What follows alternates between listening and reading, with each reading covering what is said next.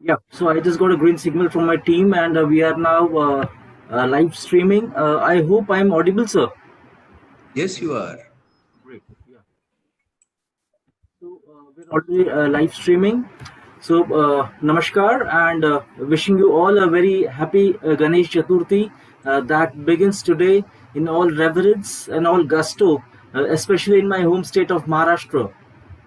On behalf of the Indian Futures, I welcome you all today for a very special session, our international conference on 2 decades after 9/11, the terrorism challenge to India and world.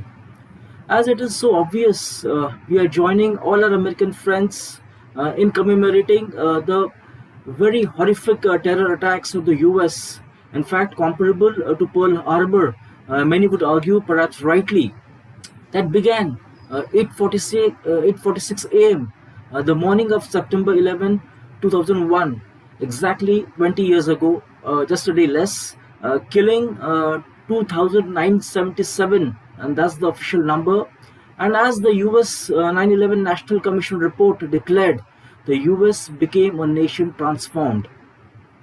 20 years later, now strategic pundits in and out of government in most global capitals are looking back and thinking slash reassessing the multiple ways in which 9/11 transformed not just the US but the world, including India, and the very fateful years of the war on terror following 9/11. At one level, the war on terror was a success story of sorts, with obviously no repeat of 9/11 type attacks on the US soil, and very importantly and significantly, the killing of Osama bin Laden, the ringleader of 9/11, in Abbottabad, Pakistan. On the other hand, the US and the world seem to be losing the plot in some ways, as we see the images of chaos coming out of Afghanistan even today. The US, in the words of Brett Stephens in his New York Times column yesterday, wrote, and I quote him, "We find ourselves commemorating the first great jihadist victory over America in 2001, right after delivering the second great jihadist victory over America in 2021." Unquote. For me, and many like me, this raises three sets of questions that I call traps that decision makers and analysts haven't still figured out fully and would like, in fact, today's distinguished speakers to reflect on. The first trap, learning to live with terror approach. In fact, is the road to zero even possible? Can we live with unending wars? The second trap, choice of counter-terror versus diplomacy. So you have the Israeli approach, which is called the mow the grass, or with the American US us versus against us approach. So either you are with us or against us. Or what we are seeing now, an engagement with the Taliban led by the US, principally by the US in Afghanistan. And third trap, which is of utmost consequence, especially to India, the Pakistan trap. Is Pakistan an ally on the war on terror or the root cause of terror? I think that is what we really need to be thinking about in the weeks ahead. Unless we find some definitive answers to these what I call strategic traps, none of us will be able to square the circle of 9/11 and the war on terror that still rages, especially in India's neighborhood. And to answer some of these questions, we have, as always, and I've been extremely fortunate, as always, to have assembled a top-class lineup of distinguished speakers. We begin the first session titled The India Way, borrowing from Dr. S. Jaishankar's book title. And we have with us very esteemed, distinguished speakers in the first session. We have with us Shri Shakti Sinha ji. Shakti Sinha ji knows, in fact, each of the speakers today need no introduction. Shakti Sinha sir was Principal Secretary to Prime Minister Vajpayee in his PMO. Was director of the Tirumurti Bhavan Nehru Memorial and Museum and Library, and also is now the director in MS University of Baroda of Public Policy and International Relations. So it's great to have you with us, sir. And he is also a top scholar on Afghanistan, has just come out, in recent months, a very definitive memoir on Atal Bihari Vajpayee, on his association with Atal Bihari Vajpayee, which is a must read. So thank you, sir, for joining us today morning. We also are extremely fortunate to have with us Ambassador Vishnu Prakash. He's a top, one of India's top diplomatic minds, strategic minds, and he has been an ambassador to South Korea, to Canada, and the MA spokesperson. And in fact, in the last many days and weeks, I don't see any news channel, any debate where Ambassador Vishnu Prakash is not making very positive, very influential contributions. So thank you, Ambassador Prakash, for joining us today morning. And I'm equally delighted as always to welcome my friend, Professor Harsh Pant. Again, doesn't need any introduction. Is a professor at King's College London, but also director at the ORF. He heads the Strategic Studies program. All of these speakers have been writing prolifically in various national and international media outlets, have been speaking on contemporary issues, especially on India, and it's such a delight to have you all with us. So, without further ado, I hand over the floor, the virtual floor, to Shakti Sinha, sir. Over to you, sir. Thank you very much, Manish, for that introduction. No, I was private secretary / joint secretary to PM, but yes, I was with him from morning till night. We're a very distinguished panel here, both Ambassador Vishnu Prakash and Dr. Harsh Pant. Very thoughtful, so let me do my bit to answer 3 questions, not very directly, but I will address all the 3 questions, Manish, that you raised. One, on 9/11, I was in Washington, D.C., a block away from the White House. And when the first news came, I remember they said the plane has hit. I says, since I know the flight path very well from LaGuardia coming down to Washington, there is no way a plane can hit a building. It must have aimed to hit the building. That was my first reaction, which turned out to be right. And then, of course, there was panic that day and for the days after that. So I remember that horrific days, the first attack on US soil since 1812, and therefore the society obviously really reacted vehemently and strongly to it. Now, a lot of people are tracing, and I think you also, what has happened now in Kabul to 9/11, the re-emergence of the Taliban, the American withdrawal, etc. I think that is, to my mind, it is overplaying 9/11. I would take these troubles back to 1978, the Saur Revolution, when Dawood was removed and killed, and then a year and a half later, when the Soviet Union marched into Afghanistan. That set of a chain of events which are yet to resolve itself, after which terrorism is a byproduct of it, most important possibly, but yes, it arises from that inability of the world to sort out that mess created and bring about stability. 9/11 obviously immediately led to the liberation of Afghanistan. USA simply could not have sat back and said, okay, let's see what to do about it. The terror attacks originated from the soil of Afghanistan, though there were no Afghans involved in it. Mostly Saudis and Yemenis, and of course, with help from Afghanistan's neighbor to its east, Pakistan. But the Taliban refusal to hand over Osama and company obviously left the USA with no choice but to go after Afghanistan, after the Taliban regime. That liberation of Afghanistan, as I'm now studying and writing, was an incomplete liberation of Afghanistan by the US, for which price we are paying today also. But yes, it led to what is called the global war on terror. Again, it's not a term I'm at all comfortable with, but we let it pass for the time being. And then, just when you thought that you're handling terrorism and terrorist groups all over the world, USA goes on a completely unrelated invasion of Iraq, possibly to demonstrate that in the unipolar world, it is the USA alone is counted, and therefore we shall do what we want to do. And you just lump it. It has had a tremendous deleterious effect on actually the war of terror, and has allowed groups like Taliban and its mentor, the Pakistani army, to get away free. That is the real tragedy of the war on terror. Now, where does India fit into all this?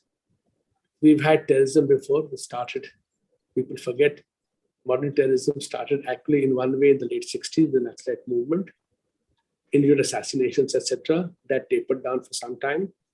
Then the Khalistan movement started, massive amount of terror attacks all over, killing innocents, not just the people affected in the government, but even innocents in a bad way. And then, of course, 90s and Kashmir, again, lots of terrorism. So where does 9/11 fit into all this? One, of course, this led to this war on terror. So suddenly what we were saying, and Prime Minister Vajpayee, a year before 9/11, in September 2000, had told the world at the UN and at the US Congress specifically, we are facing terrorism today. You are far away. Do not think that you can escape it. Now, he was not warning them about, he was not threatening them, warning them that if you don't take terrorism seriously, it can hit anybody, anywhere in the world. Unfortunately for him, in that sense, that distant warning came true. None of us wanted that terrorism attacks to happen, but he was completely prescient about it. Iraq, we managed. Afghanistan, we got involved in a different way after the US moved in. Diplomatically, of course, we were with the new government regime which came up. Politically, very much so, in strengthening government in Afghanistan through capacity building of the civil services, to political attachment of how the parliament will function, even setting up the payment system. So politically, we helped them, and development in a major way, whether building the northern electricity power lines from Uzbekistan over the Hindu Kush, the Jaran-Dalaram highway, and other things. Salman Dam much later on. So India was involved in that sense. But Iraq, we stepped away. Then there was a lot of pressure on India to get involved in the Iraq war. We stepped away from the Iraq war very, very wisely. Now, here is where I divert from the general trend of thinking in India. To me, Afghanistan is of no great strategic significance to India.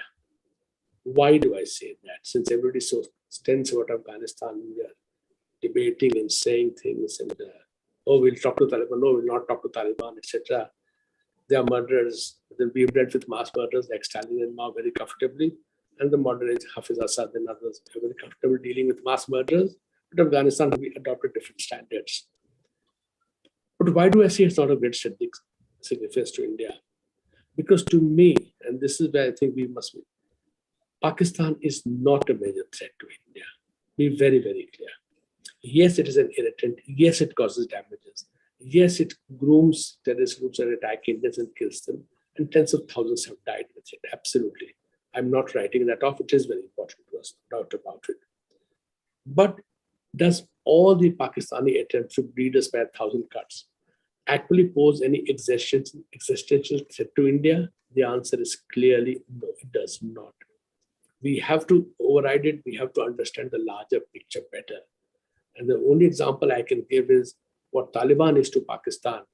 Pakistan is to the People's Republic of China, more critically to the Communist Party of China, which actually owns the People's Republic of China. The party is not a component of the government. The government is a component of the party in China. And this is something I think which we have to keep in our minds when we analyze the terrorist threats or any strategic challenge to India. Let me come back to it. Now, with the global war on terror, and there were attacks on Indian soil, as I've said, by Pakistan, not just Pakistan-based terrorist groups, but terrorist groups created by the Pakistani army very specifically. And to me, this was done, one, of course, to hurt India, to cause embarrassment to Kashmir, to challenge the government's credibility that you can't even defend your own people. But it was also meant to divert our attention from our larger purposes. When you see the trajectories of the two economies, the two countries, till the year 1990, Pakistan was actually ahead of India on most parameters of economic growth. Subsequently, it has diverged so dramatically. But yet, to me, this war on terror and our attention to terrorism, yes, attention is required, but I think we overdid it in the sense of some part of it, has actually diverted India's attention. Now, we use TADA. You can't fault that.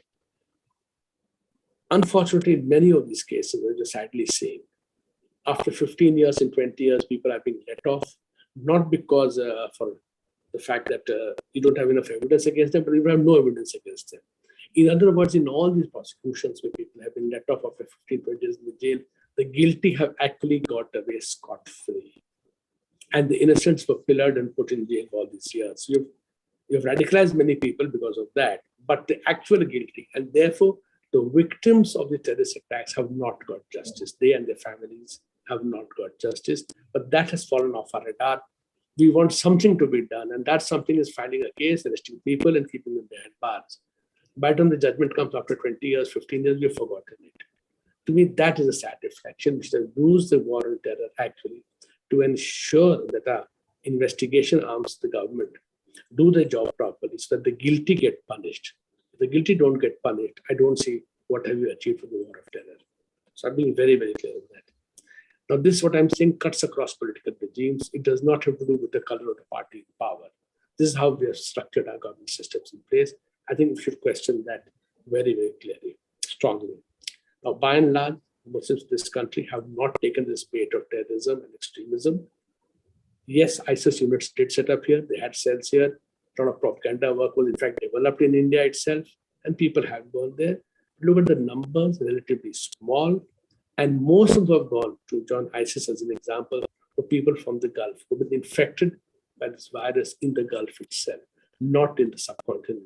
So that is something which means that obviously our systems in place, police systems and others have worked.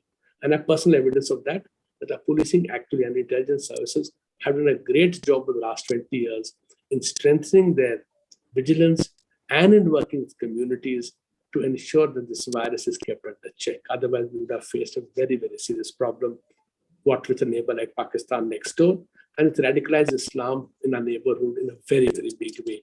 And yet we have, by and large, been able to deal with it satisfactorily. Yes, there'll be individual attacks. There will be individual attacks. Pulwama happened, Uri happened, Pathankot happened twice, going back Delhi, Bombay twice. It has happened. They will happen. But if you look at the long-term secular trend, you can see that India has managed to get a much stronger grip. So we did get the right lessons to somewhat for the war on terror. But in this bargain, what happened is, and this is where, again, my second very point of divergence is, that the need for India to upgrade its security is not just limited to terrorism, important as it is, but to actually look at the strategic threats that India faces.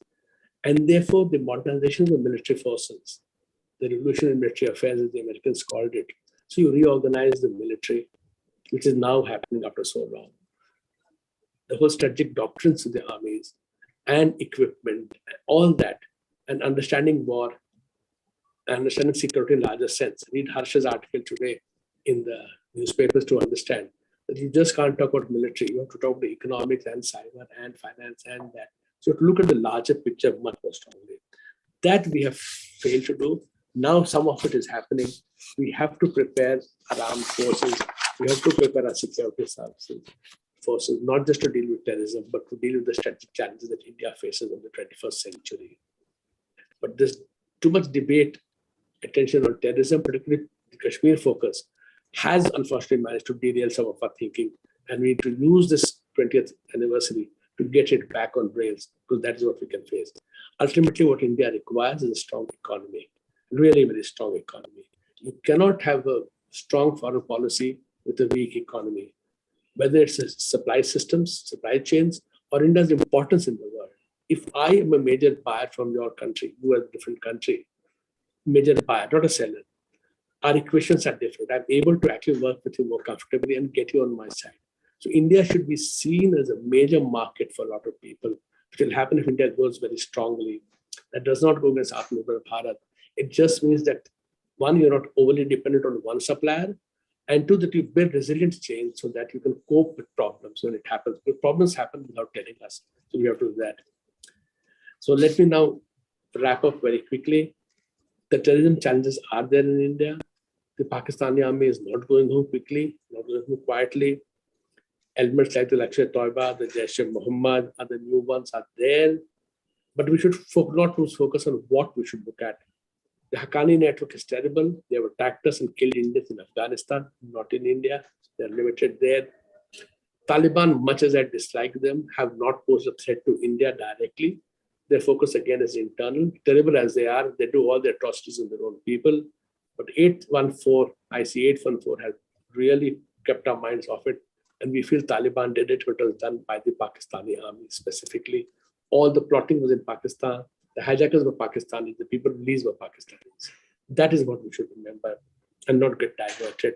So while the overall long-term draft, as I said, trend has been going down very, very consistently, so there is a secular trend to it, we cannot let our guard down. In other words, we all be prepared for a Pulwama. We have to absorb the right lessons, of course. There were lapses in SOPs which should not happen. But whether Pulwama or Pathankot, Uri or Pathankot, I think, can always happen. We cannot afford to let our guard down. But in the process, as I said, we must get our balance right and not get a distorted picture, which makes you forget your long-term challenges and just makes you deal with the immediate. Because sometimes the immediate can be the enemy of the long-term good. Thank you very much.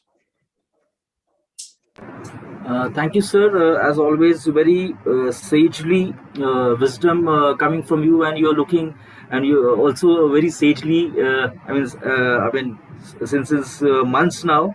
But exactly, I think you really pointed out some very important points which many don't get it. Especially, I think this getting that balance right.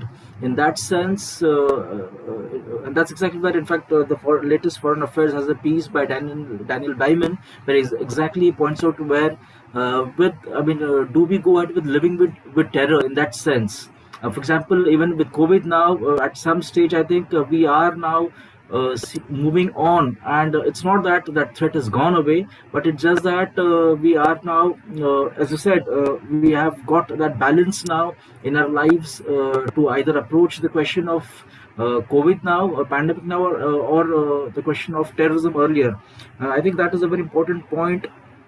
I do have a couple of questions, but again, maybe once we have the speakers, finished with their addresses, we can come back. So thank you again for that very brilliant address. With this, now I invite Ambassador Vishnu Prakash, sir, for his address. Over to you, sir.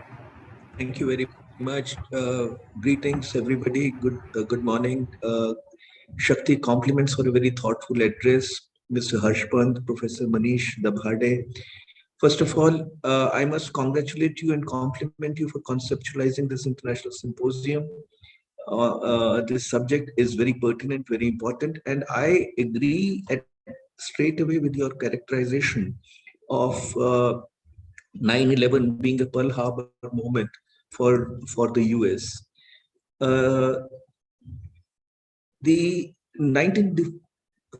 The actual Japanese attack in 1941, when drew the US into the Second World War, US entered the fray, fought for 4 years, and emerged as numero uno in the world for decades to follow. The war on terror, initiated by the US and allies, consequent to the 9/11 trauma, saw the US for 20 years in the Afghanistan theater, and it brought untold misery to Afghanistan and separately to Iraq, left both the country in shambles, 2,400 US servicemen dead, lots of money spent, and after 20 years of fighting, the most powerful nation in the world literally blinked. They left the country especially the highly vulnerable women, girls, children, in the hands of Islamic fanatics. Tens of thousands of Afghans who had assisted the Western powers are now fearing for their lives. And mysteriously, after 20 years of fighting the Taliban, literally overnight, the Biden administration saw virtue in making peace with and seeking Taliban support. There are reports, I don't know whether they're right or wrong, but reports that the CIA chief even handed over the biometric database of Afghans to the newly found Taliban friends. If that is true, it is very, very unusual.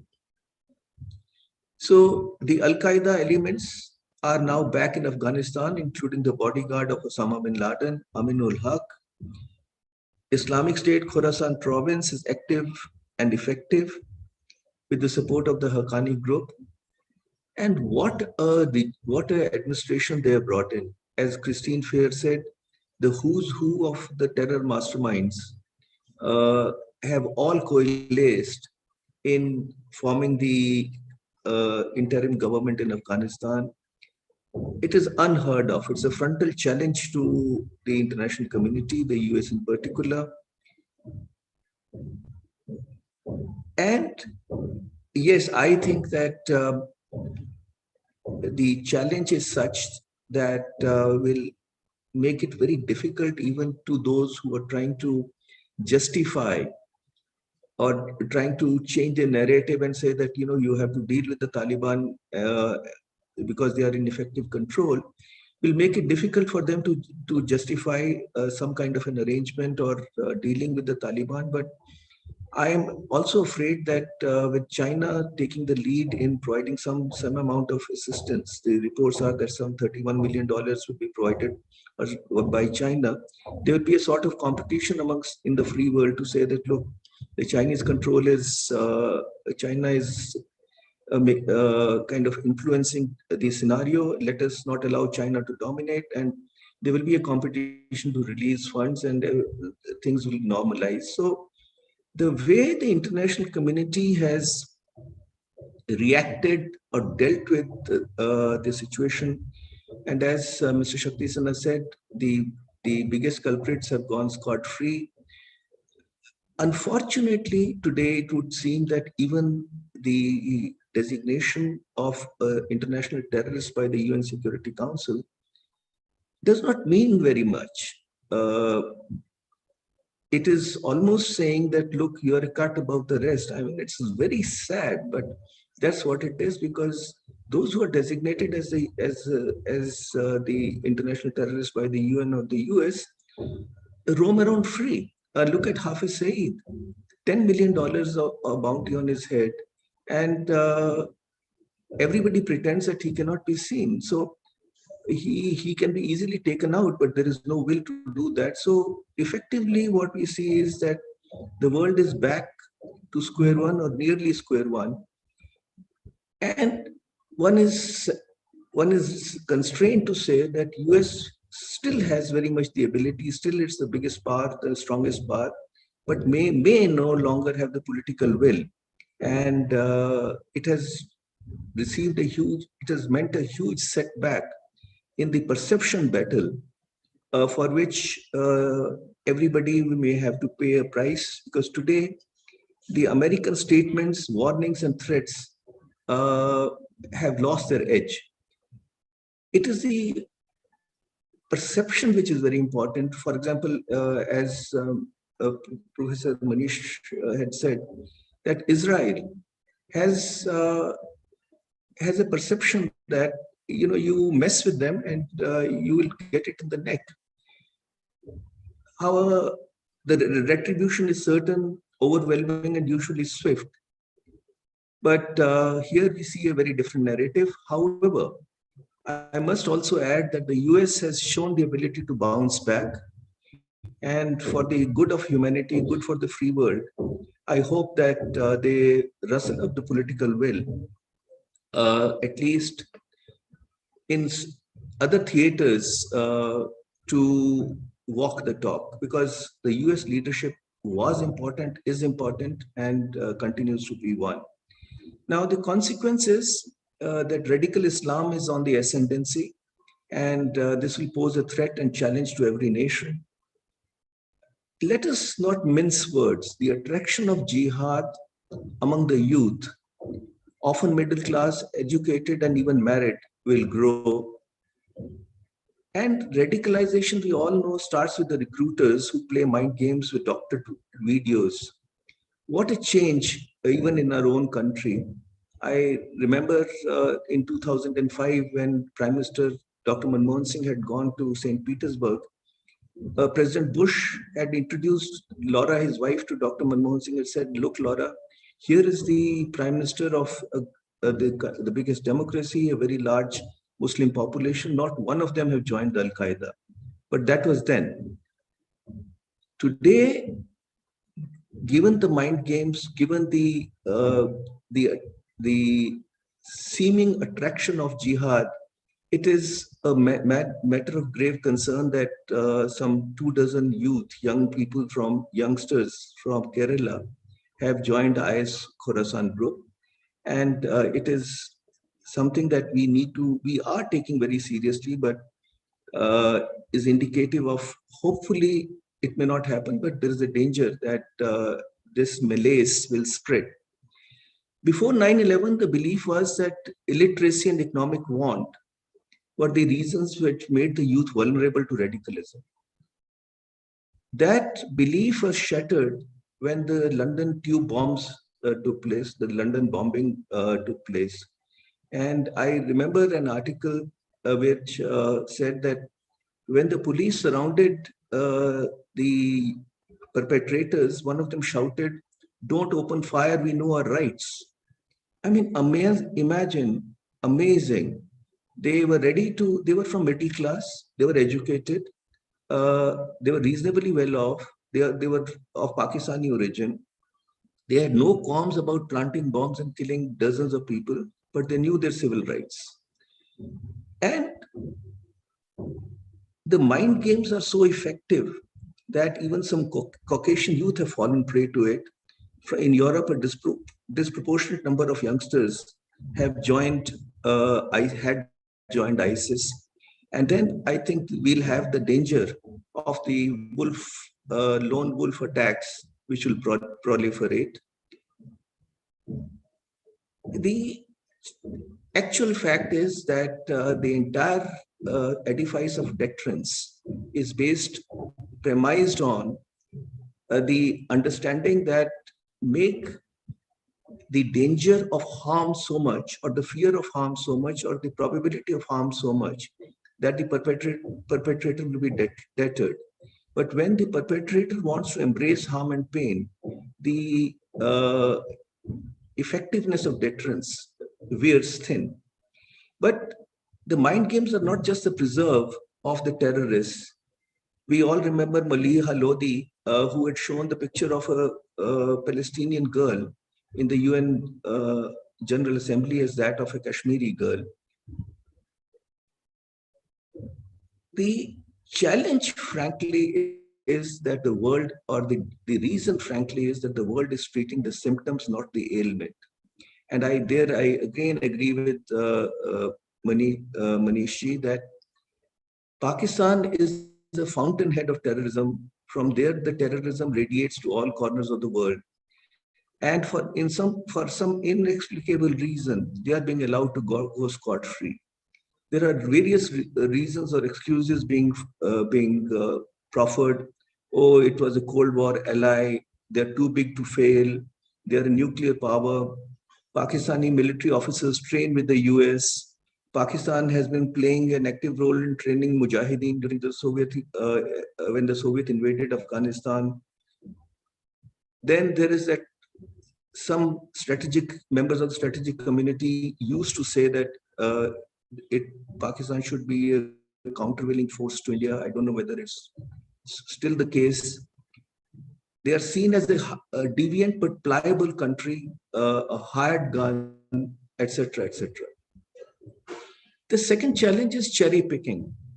The world still looks in terms of good terrorists and bad terrorists. Now, even the US, frankly, after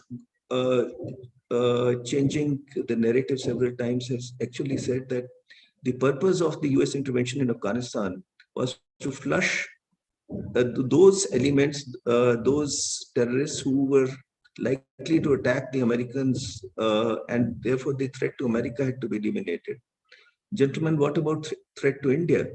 They wanted Indian boots on the ground, but when it came to threat to India, Nelson's eye was turned. Lashkar and Taiba and Jaish-e-Mohammed were not touched. So long as there is cherry picking, it is not going to be effective, and it will not be possible to eliminate terrorism. And then there is the challenge of the short attention span of the big powers. Expediency and compromise is the name of the game. So what is the solution? It is highly unlikely. I must admit it's highly unlikely. But the only solution that I can see is a global counterterrorism force led by the US. US will have to summon the will and the free world will have to join in. Russia and China will oppose, but unlikely to confront it, and go and flush out the terror bases in Afghanistan, and not just Afghanistan, in Pakistan also. Treat the ailment, not just the symptoms. But that, as I said, is a difficult proposition. I would ever, in closing, that the world is literally at the crossroads. India is certainly stronger. India has dealt with terrorism since late 70s. We'll deal with it. But for us, the security environment is getting more complicated. On the one hand, we have the biggest challenge towards security from China. Then there is the Haqqani group in effective control in Afghanistan. Whatever we say, Pakistan has the ability, whether it's a headache or it's more than that, Pakistan has the ability to join hands with China, create problems. So a two-front security threat is not something that we can take lightly. But the world is facing a double jeopardy. You have the spread of terrorism, the militant Islam, and then you have the rise of China, which is trying to replace the US-led security and geopolitical architecture by a China-centric world order, which I would think has direct and serious implications for India. The coming months and years will severely test Indian diplomacy and Indian defenses. Hopefully the Committee of Nations, hopefully the Committee of Nations will come out of the self-induced slumber and smell the coffee and take the decision to bite the bullet. Will it happen? I do not know. All I know is that these are challenging times ahead. Thank you.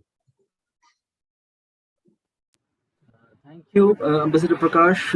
Again, a very brilliant address, very insightful, and you started out with pointing out rightly the human cost of the Afghanistan war, especially.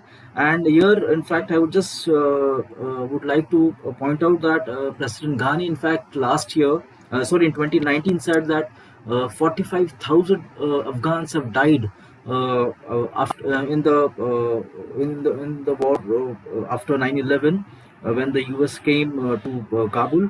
And in fact, Brown University in fact has a research report where exactly it says it's almost 65,000 Afghans people have been killed. So that is more than that. Some 60,000 Afghan army and 50,000 plus Afghan nationals. So it has taken a huge human toll. Absolutely, sir. And again, a very important point about Pakistan. I think at some level, and in fact, again, here I think Hussein Haqqani put it out. I think most brilliantly that this whole magnificent delusions. I mean, how can states be so delusional about what the role of Pakistan is? And again, expose after expose have proved that Pakistan is actually the fountainhead of terrorism in many ways. So I think that's a very important point. And again, I think the last point, which I think many should be looking at, is this emerging nexus between China and the militant Islamic forces globally. To what extent is that going to pose a challenge to the American-led world order? And especially in India, we should be more worried. So thank you again. And with this, I now invite my friend Harsh for his address. Over to you, Harsh. Please unmute yourself. Thank you, Manish, and thank you for putting me in the category of sage like Mr. Sinha and very wise Ambassador Prakash. So I am very reluctant to say anything because everything that had to be said has been said. I will make a few broader, I think, points, perhaps taking off from the previous two speakers. One is, as a student of international relations, our central assumption is often that this is all about power, right? And it seems to me that it is actually about power reality. So you have an interesting phenomena that I think, Manish, you were alluding to. China is, siding with the Taliban. Taliban are fundamental, so-called religious fundamentalists. China is, averse to any kind of religion. And here they have their alliance, which is certainly about geopolitics. It is nothing about, I don't see it about anything else. It is about primarily about geopolitical relationships. Similarly, I think the role of Pakistan is primarily and how it continues, as Ambassador Prakash was pointing out, continuously able to come out of this, of the various, those who have been trying to bind Pakistan, or those who have been trying to control it. Pakistan always has this uncanny ability to come out of it, partly because I think the power configuration, in a sense, this idea that it is so central, this idea that it is sold to others, that it is so critical. Sometimes it is critical in the war on terror, sometimes it's critical to Central Asia, sometimes South Asia. And I think those kind of realities continue to present ourselves. During the Cold War, it was seemingly important for the Americans. Now in the post-Cold War phase, it is seemingly important for the Chinese. So somehow it's always there, and you have power politics playing out in all gay abandon. And I think, to me, it's the analysis of 9/11 and I think the geopolitical understanding is slightly it's quite interesting, because it flows from two perspectives. One, you can take the perspective of power and geopolitics and say, look, this is all about power and geopolitics. And you can also go back to Huntington and say, look, after all, he had warned long back that Chinese, certain kinds of civilizations are going to come together. So whether this is a civilizational confluence or whether it is a confluence of the evolving power realities, whatever it is, I think the idea should be to confront it without any idealism, or without very pragmatically and looking it in the eye, because that's what India will be facing, or India is already facing. And of course, terrorism had been part of Indian fabric for a very, very long time. India had encountered terrorism in all its manifestations. Mr. Sinha pointed out the Naxalism, and then you had the whole, internal and external security threats being melded. Then you had Kashmir. So there has never been, India has never been, the issue of terrorism had always been at the heart of Indian security predicament. And the Indian narrative, of course, was when India used to present that narrative before 9/11, everyone used to look at it through the power politics prism, because it had not reached the Western shores. I think today there is a greater receptivity post 9/11, both because America got it, and then of course you had the Western countries now facing it in their own soils. So I think there is a greater receptivity, and in this idea that India can work, and India is an important partner, it also evolves from that the experiences have been distinct. And India's experience, despite being at the front line of this war, was never internalized by a large part of the world, and especially the most important part of the world, because they looked at it as if India was trying to, bring it against Pakistan, and Pakistan being an ally of the West meant that that had to be countered. So I think in some ways the debate on terrorism and debate on global geopolitics has been always interlinked. You can't really dissociate them. And even today, if you look at the discussion, that is exactly what is happening. So I think the first point that I want to make is, I think we should be aware of that reality, that often, we look at terrorism in a silo, which perhaps gives us some wrong deductions, because terrorism is both an instrument of the weak as well as an instrument of the strong. When you want to use terrorism, major powers have also used proxies, major powers have used terror groups, major powers have used terror exporting countries like Pakistan. So there's been no dearth of experiences that we have faced in the past. India has been at the receiving end of that most of the time. So I think there is this larger dynamic of how do we think of terrorism as part and parcel of the larger global political landscape. What I think had happened post 9/11 is somehow a large part of the world started believing that it would be dissociated. I think some of the points that Ambassador Prakash was making are very valid in terms of a global narrative that emerged post 9/11 was about how countries should look at terrorism as a global problem. And unfortunately, the power realities were such. 9/11, we saw great receptivity to the idea. America was seen as as a country that had been wronged, and the world stood by America. Even countries like Russians and the Chinese said, "Oh, we want to support it." But very soon that coalition started fraying.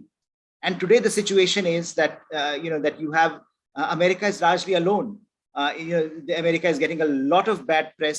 Even those countries who till yesterday were complaining about American presence in Afghanistan today are saying, "Oh, you have left it in chaos. So I think this idea of global politics and terrorism needs to be perhaps understood much better than we do occasionally.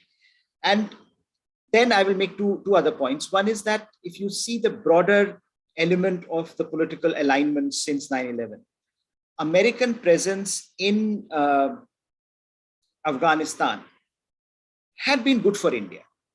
And I think there is a reason why India had always wanted, India has been one of the most forceful advocates of American presence, of continuing American presence. And I think of also making a case to America that India is going to do all it can to support them in other ways, not putting boots on the ground, but building capacity, for example, or institutional building in Afghanistan. But American security umbrella had not only been good for India, but I would say for the region. For Chinese, it has been good. For the larger Central Asian countries, it has been good, because that the security, the insecurity that emerges out of Afghanistan has great consequences for countries that border Afghanistan. Now, American presence for 2 decades toned down that insecurity. So, in a sense, it provided larger, security to the region, which I think has been very, very important, because it allowed other aspects of regional geopolitical alignments to emerge. So we saw, for example, US-Pakistan divergence. If you look at pre 9/11 and if you look at post 9/11, US-Pakistan divergence. Yes, I think we have our own qualms about Pakistan and in US even today. But I think if you look at where US-Pakistan relationship exists today and where it was, I think there has been a remarkable shift. And as India-US alignment grew, it started growing since the end of the Cold War. Post 9/11, it grew even more. And you had the US-Pakistan divergence that started emerging. I think that has been one of the most interesting stories in South Asian geopolitics. That something that was taken for granted today, even in Washington Beltway, you really don't. There is a broader understanding that yes, Pakistan will be important for us, but Pakistan is never going to be able to be the kind of strategic partner that it was during the Cold War. So I think that divergence that emerged post 9/11 is a very interesting one, and we have seen India's success in marginalizing Pakistan at various global fora. This has also been a development which I think emerged out of a certain context. That if India could really marginalize Pakistan in global politics, I think if you look at Pakistan today, it has China as one of the major benefactors. But apart from that, from the West, the kind of discourse that emerged, partly because of their own experience, partly because of their engagement with India, we have seen a new alignment emerging there, which is I think has helped India. And then, of course, it meant that closer China-Pakistan axis has been the reality which we have seen. The other, I think, the reality that I think benefited India and some of the other countries have been that American presence and Afghanistan, what was happening in Afghanistan, did put a pressure on a large number of jihadist groups. They were under pressure after 9/11, and I think now, of course, there is a new reality, but that allowed certain sets of configurations to grow. And finally, I would say, that this whole narrative of Indo-Pacific that emerged, and I think Mr. Sinha was alluding to in his own remarks, that the real story today in the world is actually the Indo-Pacific. What has happened, the center of gravity has shifted to the Indo-Pacific. And so the reason India could articulate it, the way India could become part of that story was because Pakistan had become so marginal. Had Pakistan not become that marginal, and if India were still fighting that war, the constant back and forth with Pakistan, I think the kind of resources, the kind of engagements, the kind of focus that India had been able to bring to its role in the Indo-Pacific would not have been possible. So I think that is also something which has been part of this post 9/11 framework, where we, I think, have to look at what happened on 9/11, the decisions that were taken by America, and the decisions and the consequences of those decisions had certain kinds of geopolitical and geoeconomic consequences for India, which I think have been very important, which I think have been largely productive and fruitful from India's perspective. Now, what is interesting is that the US-China competition in the Indo-Pacific is being touted as one of the reasons why Americans are withdrawing from Afghanistan. So again, we are this full circle of how global geopolitics plays out in certain kinds of geographies. That Afghanistan, I think there is, I don't think there is a substantial disagreement with Mr. Sinha, that Afghanistan really, for major powers, for great powers, was a distraction, and for America it was a distraction. And the idea that you can be for 20 years in the US, for 20 years in Afghanistan, fighting a war, pouring in trillions of dollars, and nothing to show. And I think, again, the reasons why there is nothing to show are also America's fault. But I think the debate in America moved on very quickly, and has moved on very quickly to the next big problem. And that is that growing contestation with China has to be tackled. And the rise of the Indo-Pacific meant that contestation had to be front and center. So now we are back to the future, because now the challenge for India is the same situation is in Afghanistan. You have the rise of the Taliban back in the governing saddle. And with all the problems that it engenders for India, there is, whether it gives to a boost to global jihadist networks, whether it creates complications in Jammu and Kashmir, whether it puts pressure via the sort of China-Pakistan nexus, which has gained, which many Pakistanis like to call strategic depth, whatever that is. I mean, that is the larger reality that India would face. But India of 2020 is also not the India of 2001. So I think that the reality is that the focus that India has put on the Indo-Pacific, and I think that has been one of the reasons why we have seen this shift from even in India's neighborhood policy from the west to the east. That this idea that west, nothing much was happening apart from problems from Pakistan. Pakistan had become a nuisance, and therefore it had to be focused more on the eastern flank, which connects us to the Indo-Pacific narrative. I think there the challenge would be whether India can sustain that momentum under the present circumstances, or because of very emergent problems on the western periphery, we would be sucked back again into some of those questions that have been perennially present in Indian foreign policy and national security calculus. So I think, in a sense, while one would say that India is better prepared, India has better counter-terror capabilities today than it had in the past. India is also better prepared in Jammu and Kashmir because of the internal reorganization. The challenges, I think, both which Ambassador Prakash and Mr. Sinha have highlighted, they remain very evident in India's tackling. But I think I would just make two final points that the challenge for India in a post-American withdrawal and post-September 11, 2021 phase is whether India can continue to focus on the bigger picture, on the bigger story of our times, and which is still that everything today is being assessed through the prism of the rise of China.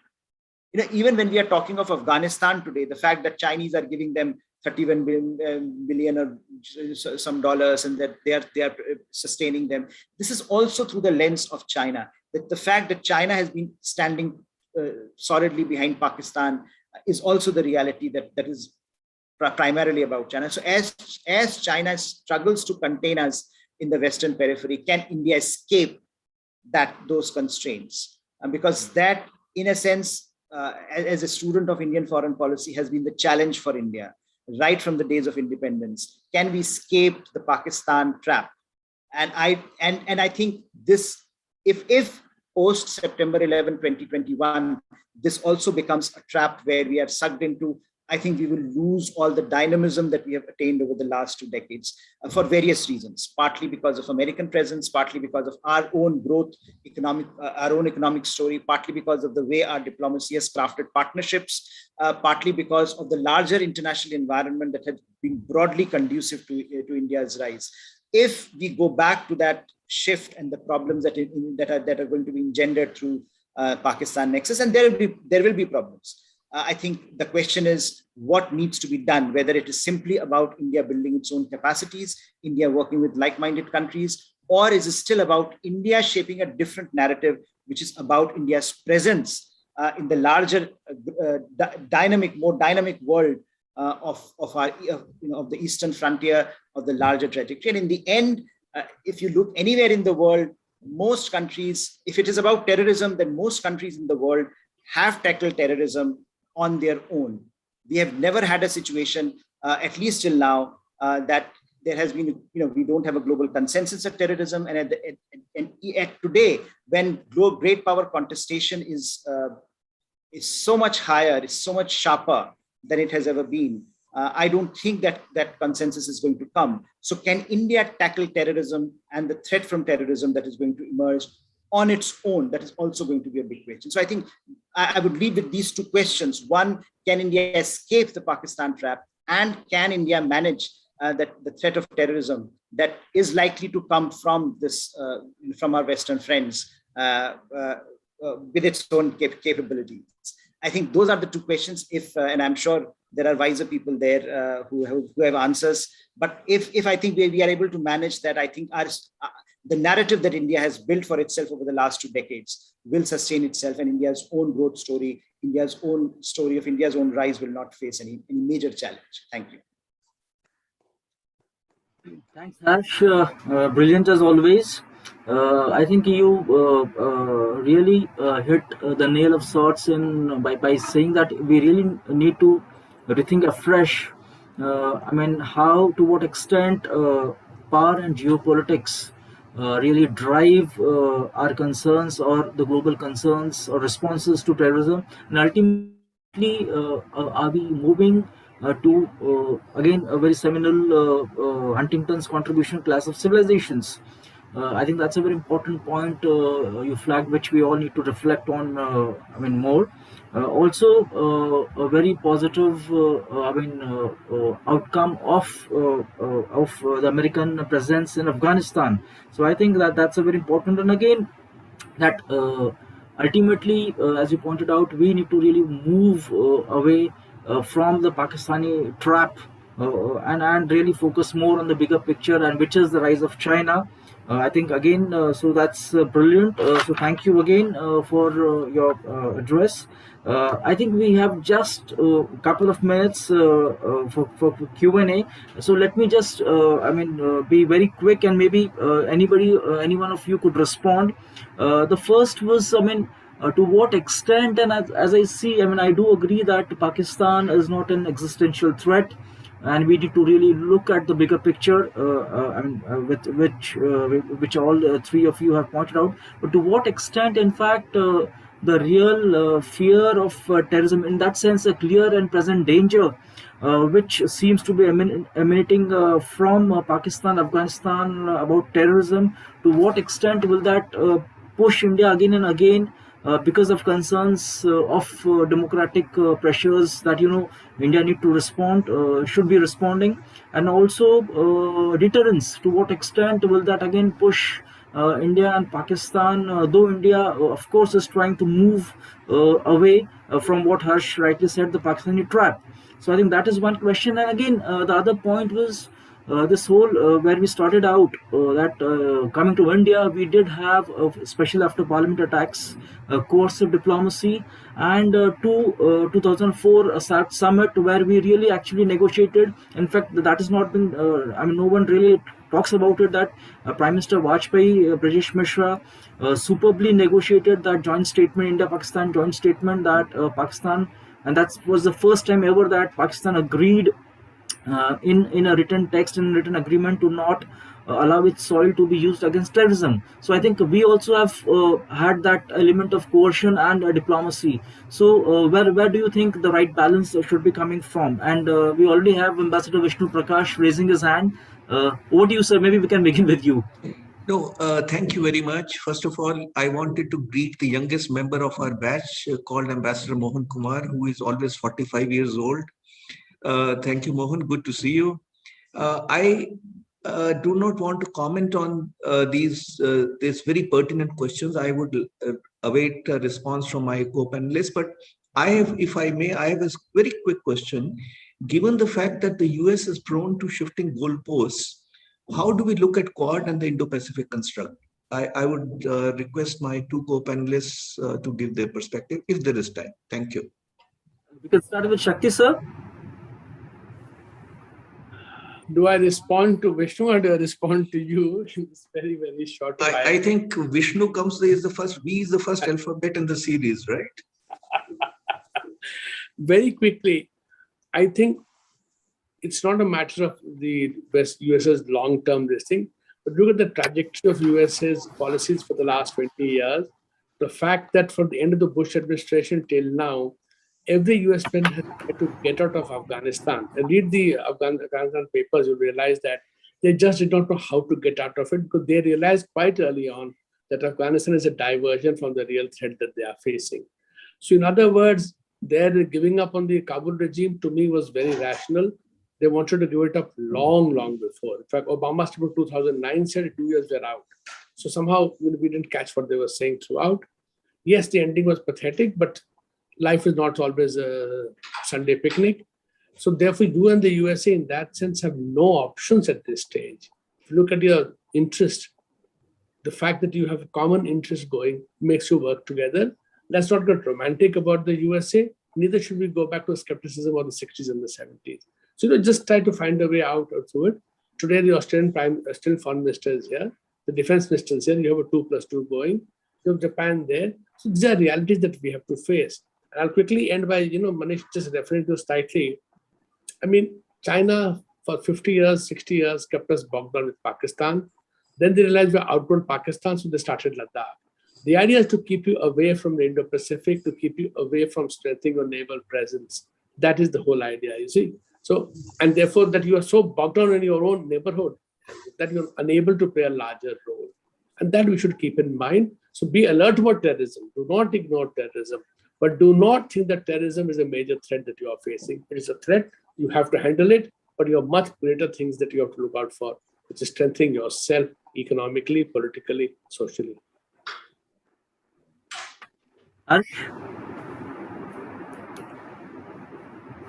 No, I don't really have anything to add. I think I would just also say that I would also agree with generally what Shakti was saying. In a sense, there is a certain amount of skepticism that is always there with the US, and we have had a long history. But I think now we know that, so long as we understand where how the game is being played, we should be part of the game.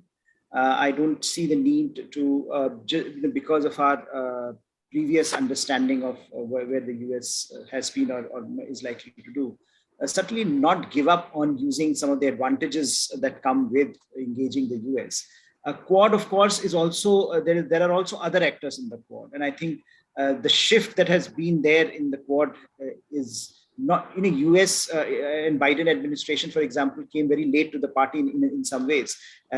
Japan and Australia and the Indians were shifting or trying to push Quad in a certain direction or their relationship in a certain direction for slightly longer than the Americans. So in a sense, the middle power game is also interesting in the Indo-Pacific, where they seem to be more engaged in this, and they seem to be bringing America to the table. So with open eyes, we can enter this engagement. I don't see that as a problem, perhaps, and especially in the short to, especially till the medium term, because I think the medium term is going to be very, very important for the US if they want to manage China's rise, and if all that they are worried about, they're losing technological competition, the geotech and geoeconomics in Indo-Pacific, which is going to be perhaps more interesting than geopolitics, because the technology is going to shape a lot of their concerns about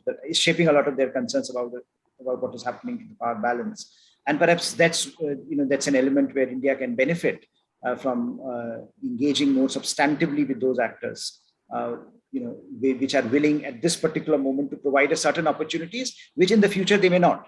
So why not use them at this point? And that's Great. Ambassador Prakash, would you like to add? No, in the interest of time, I will reserve my comments for another day. Thank you. Great. So thank you again, all three of you, for a very insightful address by each of you. I think there have been very important takeaways from this session, the India Way.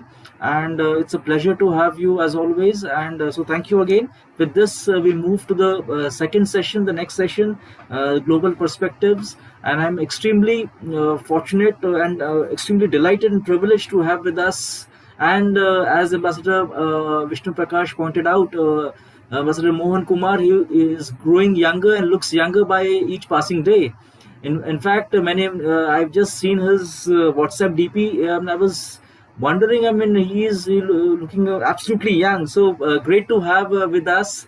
And Ambassador Mohan Kumar is the RIS chairman. He is also the dean in the School of International Affairs, Jindal Global University, and in fact, one of the very sharp minds on technology, on World Trade Organization, and largely Indian foreign policy issues. Has also been Indian ambassador to France and is really a Francophile of sorts. So great to have you with us as always, Ambassador Kumar. We are also delighted to have with us Professor Chintamani Mahapatra. He is the rector of Jawaharlal Nehru University, where I teach, and he is in fact India's, or in fact I would say the world's leading experts on American foreign policy, on American studies, and again has been masterfully writing, I mean, a lot since ages now on American issues, on American foreign policy issues. So great to have you with us, Professor Mahapatra, and he has been extremely encouraging to younger colleagues, I mean not younger anymore, but to his junior colleagues like me. Great to have you with us, sir. We are also fortunate to have Dr. Tara Kartha with us. She has been the director of National Security Council Secretariat, and a very sharp mind on national security issues. Has been writing a lot, especially many of us look forward to her columns in the print. So thank you, ma'am, for joining us today afternoon. And so without further ado, I invite Ambassador Mohan Kumar to deliver his address. Over to you, sir. Thank you very much, Manish ji. First of all, I am blushing because of the comments made by you and my good friend and colleague, Ambassador Vishnu Prakash. So thank you very much. God has been kind. I will jump straight into the subject for the sake of time. You wanted me to give you a European perspective, so I shall proceed to do just that. I want to thank Indian Futures for this opportunity. I think it's very thoughtful and timely. Thoughtful because I don't see anybody else doing a 20-year anniversary of 9/11, so I think you did right. And secondly, timely because we seem to be back to the future in Afghanistan in many ways. Taliban and then back to Taliban. So I think it's very timely in that sense. I just wanted to recall to your audience that when 9/11 happened, Europe was as shocked and horrified as United States in the beginning. The operative phrase is in the beginning. And I will never forget the headline in Le Monde, which is a very prestigious French journal, which said, "We are all Americans now." So that was the kind of solidarity which was expressed from Europe to the horrific incidents of 9/11. And the 9/11 attacks can actually, to a great extent, be traced to a terror cell in Hamburg. This also is overlooked by many people. Actually, it was Hamburg which set off the whole thing. So there were really links between United States and Europe when it came to 9/11. But by January 2002, and that was, we are talking just about 4 months down the road, I have to say differences emerged between Europe and United States. And it began with this speech by George Bush about the axis of evil, which was described by the French foreign minister as naive and simplistic, overly simplistic and overly naive. By 2003, the US had embarked on a disastrous invasion of Iraq. So you know the kind of differences France had and how French fries were replaced as freedom fries and the rest of it. The French foreign minister, Dominique Villepin's speech. I would encourage your students to hear this gentleman in the United Nations. I'm sure an English translation is available. Those of you who know French, he speaks superb French as well. It's a speech well worth hearing. If you want to know really the fundamental differences in the approach to terrorism between France and the United States. That speech at the UN is worth hearing. Anyway, in the very beginning of the military intervention in 2001 in Afghanistan, differences emerged.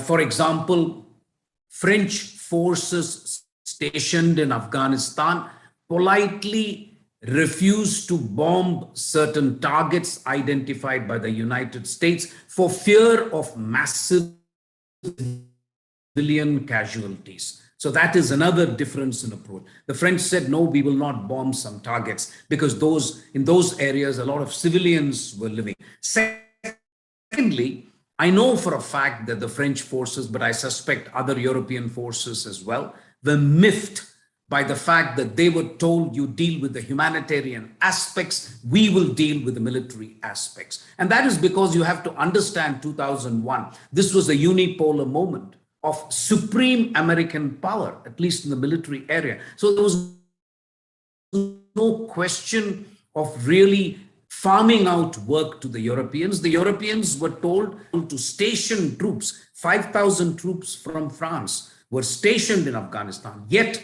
I know they were miffed and they felt they were just twiddling their thumbs. So that is another issue. Also, at the height of the intervention, the United States also said there were no consultations between United States and Europe. So when you have a NATO force, you have a multinational force, I think it was incumbent on the United States, although they were driving the military intervention, to kind of consult with allies, consult with those who had contributed with men and with the blood. So it was not a mean matter for Europe to contribute troops. Having done that, they felt often that they were sidelined. By 2004, 2005, the Madrid and London bombings happened. So Europe itself came to feel the heat of global terrorism. This was ISIS, and they appointed an anti-terrorism coordinator in 2004. So by then, Europe was clear that they had to do a lot of things internally because they were actually a direct, shall we say, target for global terrorism. Nevertheless, I want to point out to your audience that Europe was never comfortable with the expression global war on terror, GWOT. They were never comfortable with this expression. They were never comfortable with the word war. They never thought this was war. You can describe it as a fight against terrorism. You can describe it as solidarity against terrorism. I don't think Europe was ever comfortable with the word war. So the basic problem that Europe had when they appointed the anti-terrorism coordinator, as opposed to the United States, one was they had to cooperate at the domestic level. A lot of countries were involved, and according to the EU Charter, terrorism and internal security was actually the competence of the member state. It was not the competence of the Commission in Brussels. So it was very tough for them to coordinate domestically on this issue. Second, the uniqueness of the Schengen area, because once you enter Schengen area, you are a free bird. You can do what you like. So their situation was very unlike United States or other countries. So they had to really coordinate in the Schengen area and track movement and to make sure the borders were not porous. The third difference I would say is that Europe had to confront homegrown terrorism, as opposed to United States, which was facing Osama bin Laden, who was seeking refuge in Afghanistan. This was a continent, Europe, where really second generation Muslim immigrants were actually conducting attacks in Europe. And they were very much nationals of France, nationals of Belgium, nationals of UK, and so on. So that also was a bit of a difference, if you like. Finally, EU was concerned about ISIS returnees. You had a lot of people who moved from Europe to these places to fight the war on terror on behalf of ISIS. After a while, they started coming back to Europe, and that was a big issue as well. So I would say European perspective on this whole business of the fight against terrorism, the global war on terrorism. I would say, having lived in France in particular, but also Europe, their whole perspective was different right from the beginning. And they felt always that, for example, and let me conclude the fundamental divergence so that we can have more time for discussion. One is what Europe sees as an excessive militarization by the United States to this issue of terrorism at the expense of diplomatic and economic instruments. This is a very strong view in Europe. Why do you needlessly militarize the problem more than necessary? And you will now find a succession of articles on 9/11 where you feel that, in retrospect, of course, hindsight is 2020, you now feel that there was perhaps an overreaction, at least from a military sense. 3,000 people lost their lives. And as someone wrote yesterday in Foreign Policy magazine, there are that many people dying every third day out of COVID in the United States. So I think at the time, it seemed like a big deal. The second is lack of adequate consultations, on which I emphasized that before. Third, the setback to the human rights cause of Europe. Europe is very attached to human rights, and the Guantanamo affair and what happened there did not go down well in Europe at all. There was a general feeling that this fight against terrorism has come at the expense of fundamental human right values to which EU finds itself attached. And then the basic existential implications of Europe. And this is where I think I will make a couple of comments, if you like, to finish my intervention. One is, the time has come for a farming out of territory in terms of the fight against terror. In Asia, it could be India, Japan, it could be other countries like Australia. Quad was mentioned by the previous panel. But I think Europe needs to take charge of Sahel, which is in Africa. You've got Maghreb, and you've got the Middle East. This is basically something which affects Europe much more profoundly than United States. Europe has the wherewithal. They've got information, they've got intelligence. Yes, they are lagging behind in terms of sheer military force, but I think the time has come for the United States. And since the US has always been saying, you must bear the burden, why do you expect the United States to be the world policeman, etc.? Perhaps the time has come for farming out of territories to a group of countries so that terrorism can be tackled. The last point I would like to make is the Five Eyes arrangement. It has become absurd, in my view, that the United States finds it expedient, convenient, and necessary to share information with New Zealand and Canada, but not with France, and not with India, and not with Japan. It is total nonsense. I think there was a time and place for the Five Eyes arrangement. And now you'll find Europe is completely out, with UK now having left Europe. There is no European power in the Five Eyes arrangement at all. So what is this Five Eyes arrangement? New Zealand has more access to intelligence information than Europe? Doesn't make any sense to me. Forget India, but I'm talking of allies, talking of Germany, I'm talking of France. So I think there has got to be a complete recalibration of the fight against terrorism.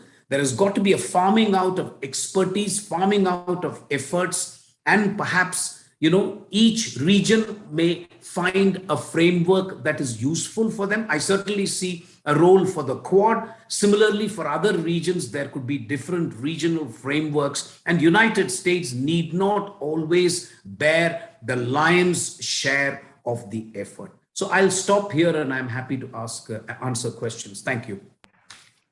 Thank you, Ambassador Kumar, as always, very precise and really pointed out brilliantly the European perspective, starting with obviously the conceptualization itself was a big problematic for the Europeans, the global war on terror. So I think that's a very important point. And again, how, in fact, when terror struck Europe, still the larger normative framework of human rights approach towards international relations was in a way driving the European perspective. But again, I mean, maybe you can respond during the Q&A. But to what extent was that Europe was not a monolith in that sense, and the Americans were right that there was this old Europe of France and Germany, and you had the new Europe, which was willing. And again, why was that fundamental difference? Maybe you could respond that. But again, thank you. And with this, I invite Professor Chintamani Mahapatra. And in fact, he is really the key story in this session, in this conference. How the Americans have really looked at it, what experiences they have lived, and where are they heading now. So over to you, sir. Thank you. Thank you, Manish, for this opportunity. I was not prepared to speak on the US. I had thought about some other thing. But since you said that I must speak on the American perspective and what's happening in America, I'll add that. Now, many people have talked about in this particular panel discussion on the US, on Europe, on China, on Pakistan, on India. I'll talk at a slightly different way. Harsh also gave the mega picture. Now, about 9 years before the 9/11 incident took place in 2001, a momentous event took place in the world. The global system collapsed. The bipolarity system collapsed because the Soviet Union disintegrated. And during those 9 years, the whole world was going gaga over the unipolar world, and the Americans were basking in the glory of winning the Cold War. And some of them were bragging that they are going to change the world after American image. Others were, ringing the alarm bell saying, don't say so, the world has changed. You cannot do anything you want, anywhere you want. This happened on 9/11. Civilians, about 19 of them, the way they staged the attack on the United States, by using the aeroplanes as the missiles and the fueling the aeroplanes as explosive, and rammed into two symbols of power, Twin Towers, symbol of economic activities around the world, globe, and then, of course, the Pentagon, the mightiest military in the world.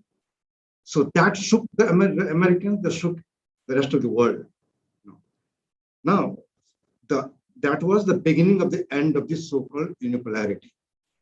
And that too, not by any kind of war between the two countries, but it was a challenge to the American unipolar movement by a handful of terrorists, some of whom were trained within the United States. Now, from that time onwards until another 20 years, during that time when the Americans were engaged in the Afghanistan war, $2.6 trillion invested, about 2,300 some soldiers died, 20,000 of them were injured. During all these years, when the Americans were spending the men and the material and the money in Afghanistan, there was a new superpower in the making, and that was China during these 20 years. So when you raise a question about terrorism after 20 years, today we find that when the unipolar movement was gone, right now everybody admits around the world that a new superpower has taken birth. Whether this new superpower is as good as the former Soviet Union or as good as the Americans or better than them, that's a matter of debate that we can do it. But no two powers can be 100% equal. But the fact remains the Chinese have been behaving like a superpower and trying to carve out an area where it would be Chinese hegemony. Now, after 20 years, so we see another systemic change that has already unfolded, and it is going to go deeper and deeper. The first one was the end of the bipolar system. The second one after 9 years was the end of the unipolarity. And 20 years after that, we find a new kind of complex Cold War is already evolving between the Americans and the Chinese. And what happened in Afghanistan, the way it happened, the way people in Afghanistan, in the region, in the world, among the American allies are perceiving, that is going to add to complications of this complex Cold War between the Chinese and the United States. Today, we find that the trust level in the United States, which was building up over 20 years, it is going on. Even the American alliance partners in NATO, they found the Americans, without consulting them, moved in and then later pressurized the NATO forces to invoke Article 5 for the first time in their history and get into Afghanistan. And as and when they exit, they did not listen to them. In fact, even after the announcement about American withdrawal, Germany, France, Britain appealed to the Biden administration, hold on, don't leave as quickly as you have been trying to, because we have a lot of things to do in Afghanistan, but the Biden administration did not listen. So the trust level in the United States is down. However, the trust level in China is not up. Whatever China has been doing in terms of following an economic policies, which is characterized as predatory, but it has the economic muscle power, and it has also flexed its military muscle power in South China Sea, in East China Sea, along Sino-Indian border, and he's saying that, look, take note, I am very powerful super power on the world stage right now. So today you find the Chinese have a lot of money to invest in BRI and elsewhere. Americans don't have that much of money, particularly the US government does not have money. In China, we have a different kind of system where it is the government which is the capitalist. That is why Xi Jinping can go and commit any number of billions of dollars anywhere, but an American president cannot do so. They have only private companies. So in this kind of situation, how this Cold War is going to play out and how it is going to shape terrorism from now onwards is a question that all of us should be thinking about. Now, in last 20 years, because of the American war in Afghanistan, today the Americans are convinced that another 9/11 has not taken place and is not going to take place in the foreseeable future. They think there is nothing called global war right now, whether Al-Qaeda or ISIS or any outfit. It has been localized, partly because of the American policy. Now, although terrorist activities are now by and large localized, the fact remains that there is Al-Qaeda presence in Afghanistan even now. There is ISIS-K presence in Afghanistan even now. The Talibanis have been making fantastic statements, promising moon to many, many people. We are not going to allow Afghanistan to be the staging ground for any terrorist activities against the neighboring countries or other countries. These are all promises. And all of us know, the students of international politics, that promises are rarely kept. And whether Taliban is going to keep that promise or not, we do not know. However, for the Americans, it is localized. For India, it is not. The spillover effect is expected. And that is why your seminar is so important, that how should India be responding to it. Now, whether Pakistan is an existential threat or not, everybody knows it is not an existential threat. I don't think even China is an existential threat. Today, after acquiring nuclear weapons and having so much of economic growth and development in India, we should not be worried about any existential threat.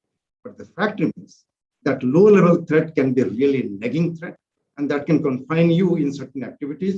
And as somebody said, that will not allow you to play a bigger role. And that threat continues. The way the Americans are handling the Taliban, sometimes praising, sometimes saying that they cooperated while we're evacuating, these are all risky statements. Now, the big question is this. Number one, in Africa, it has spread like anything, the ISIS. I think Mohan has beautifully said how Africa is now the hotbed of terrorism, where ISIS is playing tremendous amount of naughty things and not so good things in Africa. Africa being a continent where you have the natural resources, and those commodities and goods are so important for economic growth in the rest of the world, including in China and India. If there is no stability, then it is going to impact the Asian countries, the Indo-Pacific countries here in the region more than maybe Europe and America.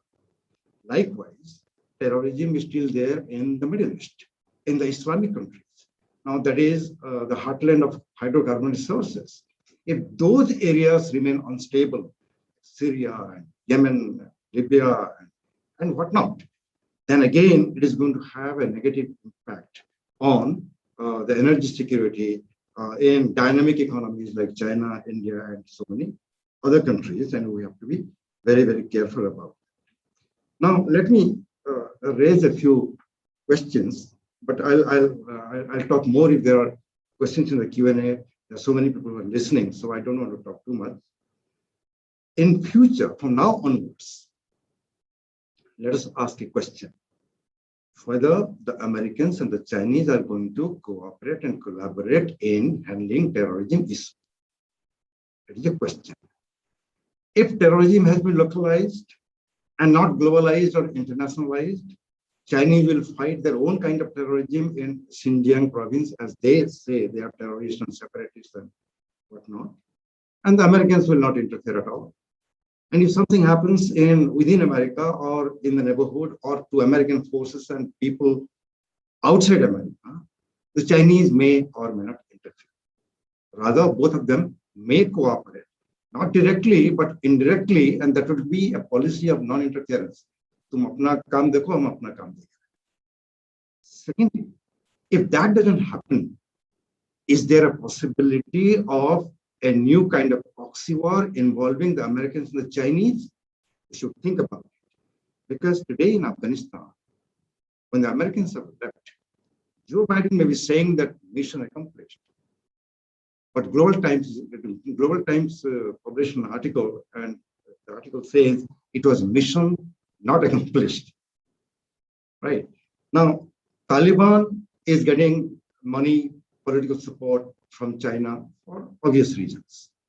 The Americans are trying to impose sanctions. Some sanctions are already in place.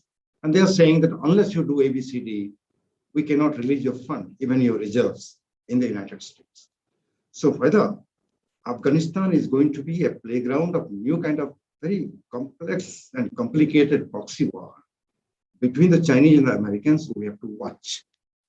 One of the reasons why the Chinese supported indirectly the American intervention in Afghanistan, because they wanted the so-called superpower to get stuck, get embroiled in the quagmire. So that China would do many, many things, and they would be outside the radar of the American foreign policy, makers and thinkers. Now, is there a possibility that China, with the help of Pakistan, will get deeper into Afghanistan, extend the BRI, spend a lot of money and do investment in exploring the rare earth materials, which are very strategic, and copper and gold and so many other things. And with the help of Taliban, protect and safeguard its interests in Xinjiang. If that happens, is there a possibility of slowly China getting into the quagmire, and now the Americans clapping from outside and a new kind of proxy war? So in two scenarios, if the Americans and the Chinese cooperate, then what should India do? If they follow a policy of non-interference, tum apna dekho, hum apne dekh rahe hain, what should be India's approach? And if they really start a proxy war, what should be India's approach? In Afghanistan, we have invested trillions of dollars. Those investments need to be protected. Those investments brought us subpower, and many Afghan people benefited from it.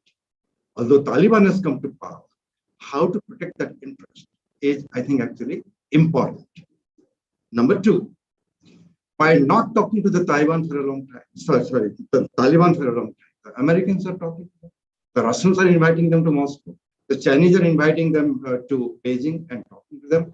Pakistan also talking everywhere and rather supporting them. We in Pakistan, in Doha and elsewhere. India said, no, we will not talk to you.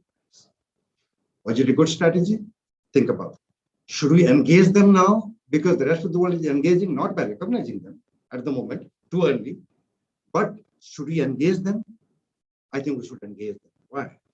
Because not engaging them and disengaging from those who are in power in Kabul means giving a complete free hand to the Chinese and the Pakistanis.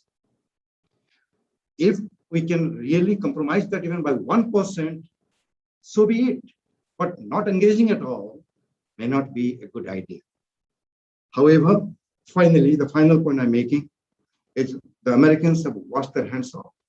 The Chinese are slowly trying to get in. And the Pakistanis at the moment are feeling very happy. But it's not a happy moment for Pakistan, for the Sikh region, that when the Americans are out, they're not going to get those money. They're milking the Americans, keeping some money at home and giving some to the Haqqanis. That luxury is gone. And the Chinese are not going to do what the Americans did unless there is some benefit for them economically, right? So this is the situation. However, India happens to be playing a good role when the CIA chief and even the spy chief of Russia and even Britain come to India. That means there is spotlight on Indian diplomacy and what India should do or what India can do along with others, so that what is going to happen in Afghanistan is no longer restoration of terrorism and more instability in the region and maybe in the rest of the world, but how to contain that and how to maintain a policy by which it will be peace and stability and not more and more death and destruction. I think India is playing a good role in the United Nations as well.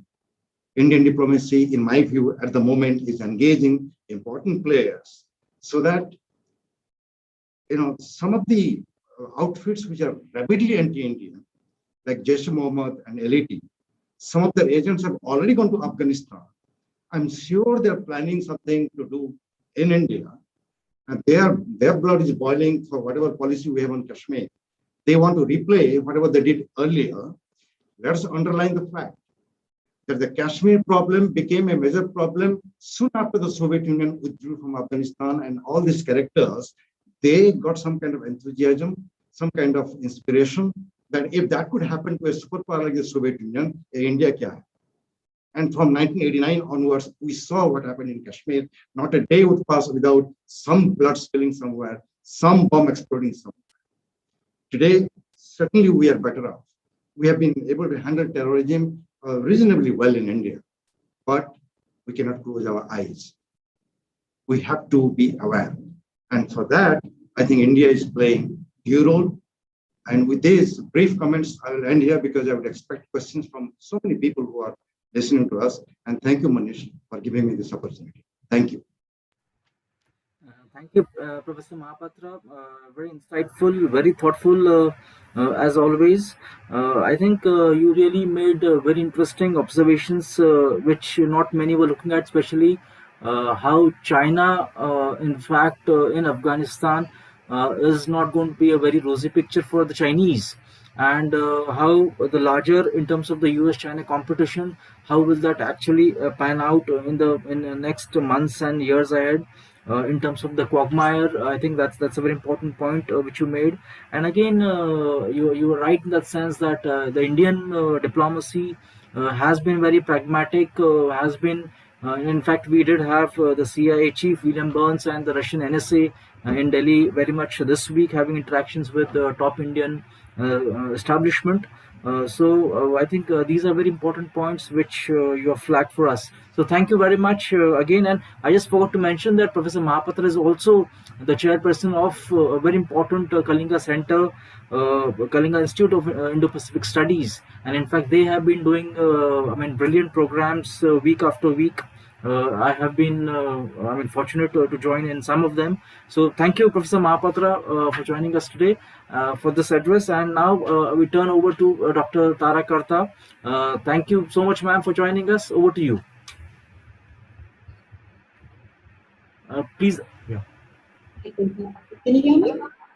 Yes, ma'am. Okay, so I just wanted to also just remind Chintamani that we have actually started engaging, quote unquote, engaging with the Taliban. We haven't had any adverse comments about the Taliban. The foreign secretary, the foreign minister, when he went to the conference in Moscow and elsewhere, has not talked about the Taliban. We haven't included Taliban in the UN terrorist, the statement which was brought out at the UN. So there is some reach out already. But I'm going to stick to my, where you said 9/11 from the national security point of view, what did we do thereafter? So I can really very quickly say that, for me at least, personally, what I saw was that finally people started listening to us about terrorism. It was for years, nobody listened to us. We were sort of shouting all the time And it was just that, we were kind of shushed and told, no, none of this matters.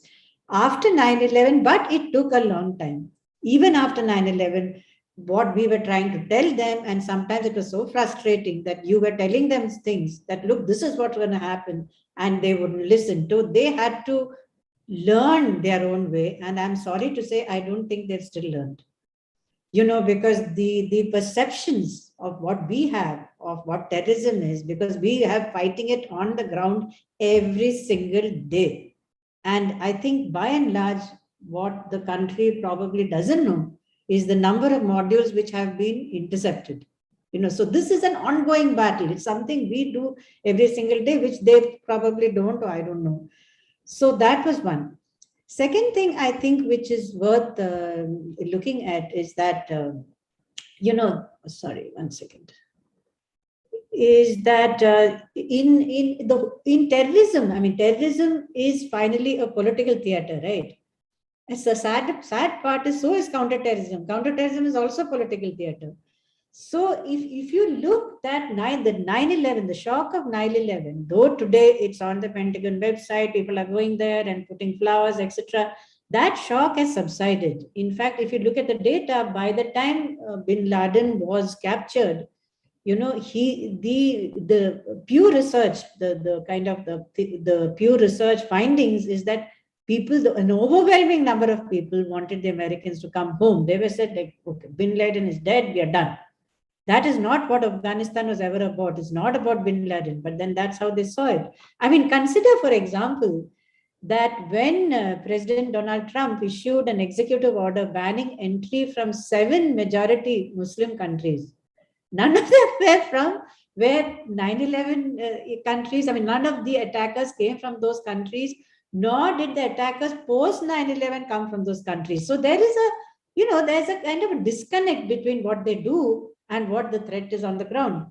So that's how I feel it's all in that way. Well, of course, India also had a political reaction to 26/11. Now I'm looking at 26/11, which was in 2008, that after 9/11, as earlier speakers said, the US came down heavily on Pakistan, the first time we've ever seen that happening, where they had that, with us or against us kind of attitude.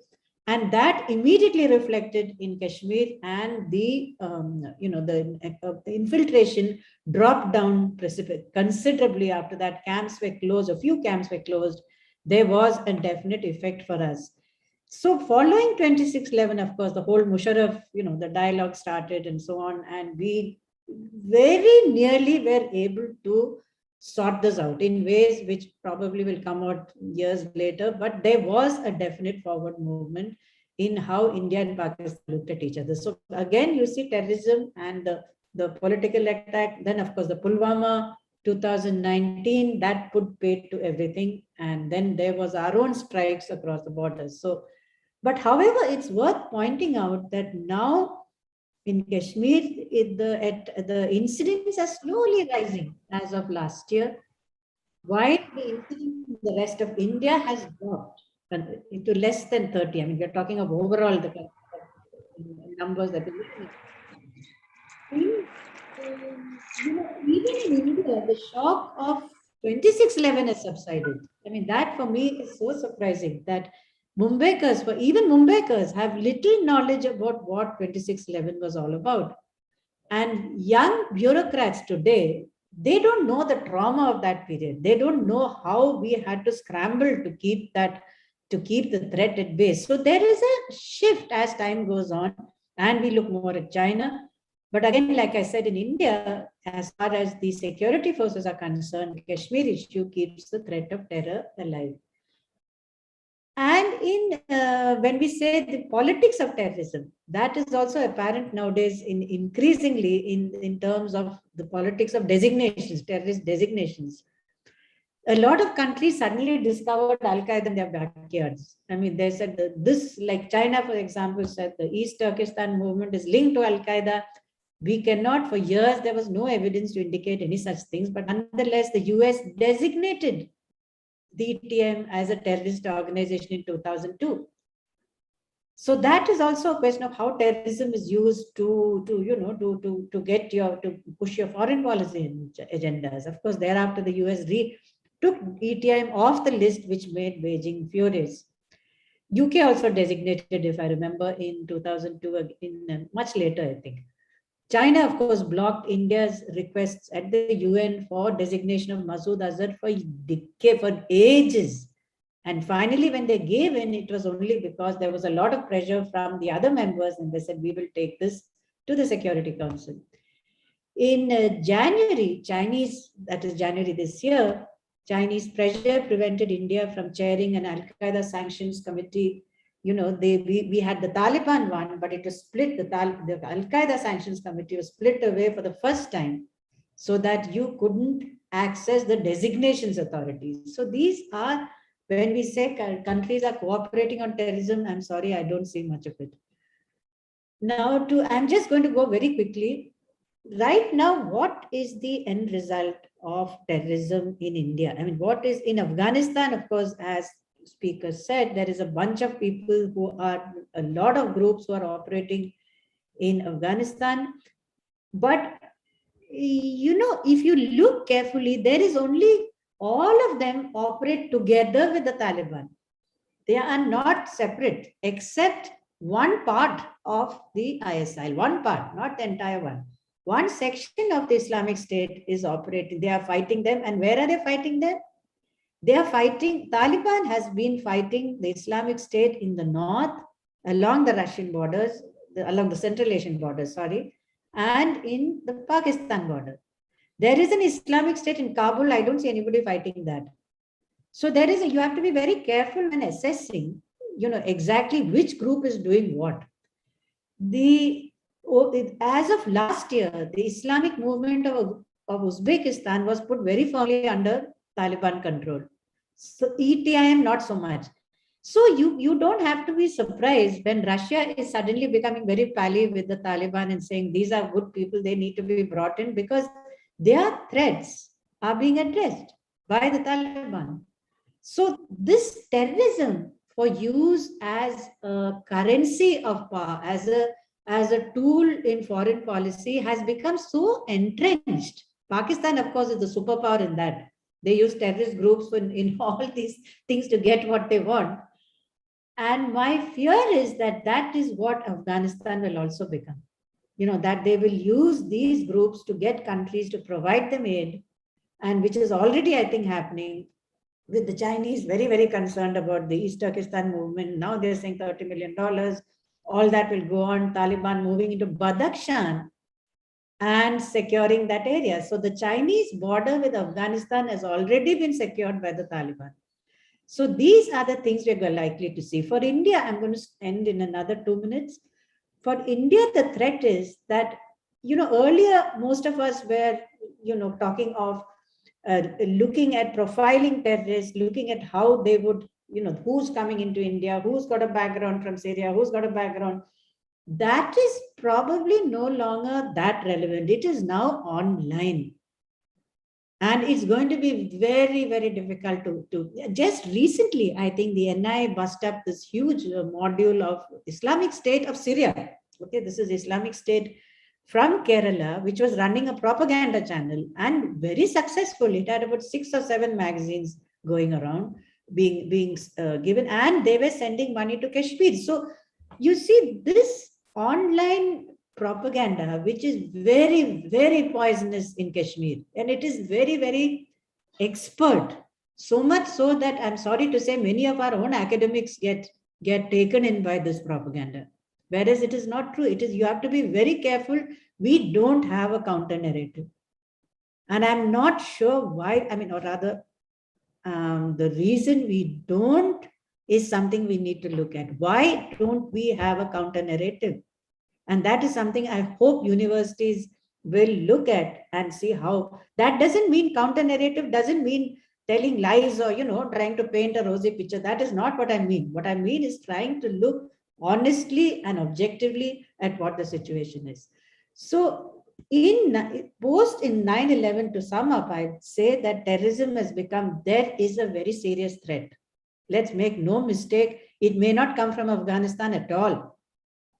And if I think someone was, I think Professor Mohan Kumar was talking about how Europeans face a homegrown threat, unlike US. No, the US also has a homegrown threat.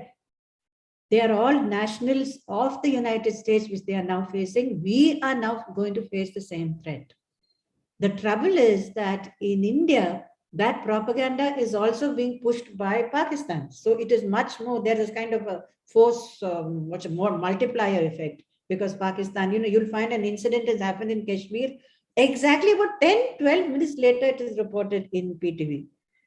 So that is but only one aspect. There is other aspects also which we need to look at, which I hope the academia will take a look at how propaganda is being played out and what are the kind of fake news that is being, I think that's, I'll stop there. That is in somehow I see terrorism in post 9/11. Thank you very much. Thank you, Dr. Kartha. Very, I think, comprehensive address and really bringing out the nitty-gritties about how national security has been thought and shaped by the experiences of 9/11. Coming to India, especially how you said, I think, which we can all imagine that you really had to struggle very hard to bring the questions of terrorism at the center stage of policy making. And again, very important that though we have had tragedies, terror attacks, especially 26/11, earlier Parliament attack, but it is really an ongoing battle which the national security professionals have to live with on a daily basis. And again, the last point that at some stage the narrative, I think, has to be responded.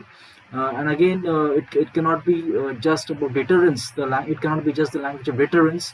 It has to be really also about a solid engagement of sorts, a civic engagement with the so-called sections of the disaffected populace. So thank you again. With this, I think we have very limited time for Q&A, and we have Aditya already raising his hand. But sir, can I just, before I ask Aditya, that there are 2-3, as I was pointing out, to what extent was this old versus new Europe divide very real, very substantive? So that is one. And again, on the question of America, and where maybe Professor Mahapatra would like to respond, and even others too, that in fact I was hearing Philip Zelikow, who was the director of 9/11 Commission, yesterday evening, and he said, in fact, and even Lawrence Wright, that to an extent, if you look at the earlier, Osama bin Laden exactly had this idea that ultimately what they did in Soviet Union, if 9/11 and what would follow after 9/11 would in fact really push America down the hill. And that's exactly, in fact, 2021, the US withdrawal from Afghanistan, and this whole living off the post-American world. To what extent you think that is really that really is a challenge? And again, you also pointed out that it is really a challenge of narrative that America is in decline. So maybe you could respond to that also. And Dr. Kartha, you talked about how academia need to be focusing more on. But again, the point is, in terms of access of information, academics are still, in terms of either. If you talk, to national security professionals who are actually handling important sensitive assignments, not much is out there in the public domain. To an extent, whatever is being done is through whatever is out in either media reports or different or either memoirs by professionals like you. So I think maybe each one of you could respond very briefly. So we can start with Ambassador Mohan Kumar. Thank you very much. No, as far as Europe is concerned, I don't deny that there were differences, but I would not describe them as substantive, because it is true that those countries which have maximum population of Muslims, whether it's France, for example, has a number of Muslims, Germany has a number of Turks who are actually living there. So they have a very special kind of situation. But then the fact of the matter is that terrorism has one other offshoot, which is refugees coming to Europe. That becomes an extremely critical factor, for example, for Europe. I don't think Europe in the current situation, for example, will be able to accept too many Afghan refugees, frankly, because there is a tremendous movement against refugees in Europe. And there, I think that issue binds them together like a glue. So you will find all of them parroting the same thing that France and Germany are saying, which is we should be acting against terrorism. Otherwise, all these guys will come to Europe. So there is that existential fear that Europe now has. I just wanted to react to one other thing, Manish, if you allow me, and then I'll hand it over to my illustrious co-panelists. On India's approach towards terrorism and so on, I'm inclined to agree to those who say that we should not depend unnecessarily on others. I think we are going to be left to our own devices. That is my sense. Secondly, if we can ring fence Jammu Kashmir, but also India more broadly from events in Afghanistan. I know it is easier said than done, and somebody like Dr. Tara Kartha may be more qualified because I was not part of the National Security Council Secretariat. I mean, you tell us, madam, that for the first time they listen to you, but there could also be another point of view, which is that 2611 has not taught us anything. You still find that all these, what do you call it, videos. They are not functioning in half the places. The reform of the police and the reform of the security forces is still crying out for massive decisions to be taken. So unless you correct me, which I'm happy to be corrected, because as I said, I'm only in the RAS, so I deal with economics, trade and investment. I'm not an expert on security issues. But if you tell me that we've been able to make a substantial progress in strengthening our anti-terrorism infrastructure, I will be delighted and I will be comforted.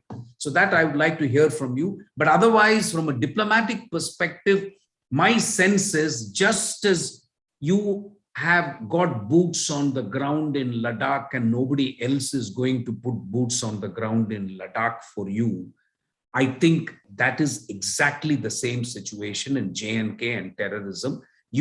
I think we had a big enough country. We should be mature enough to accept that all this is fine. This doesn't mean we don't have a 2+2 with Australia. It doesn't mean you don't receive Bill Burns from United. Please do all that. उनको समोसा खिलाइए और काजू खिलाइए, सब कुछ करिए आप. But at the end of the day, you will be left to your own devices is what I wanted to say. Thank you very much.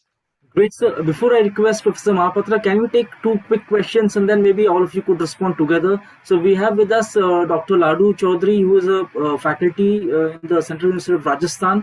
Over to you, Ladu. Very much a SISC product. Thank you, sir. I have 2 questions. One to our guru, Professor Mahapatra, sir. And it's a very simple question that what did US achieve in last 20 years? Attacking Afghanistan and withdrawing. So what can be the achievements in bullet points? So that can help to have a broader understanding of future perspectives in international politics.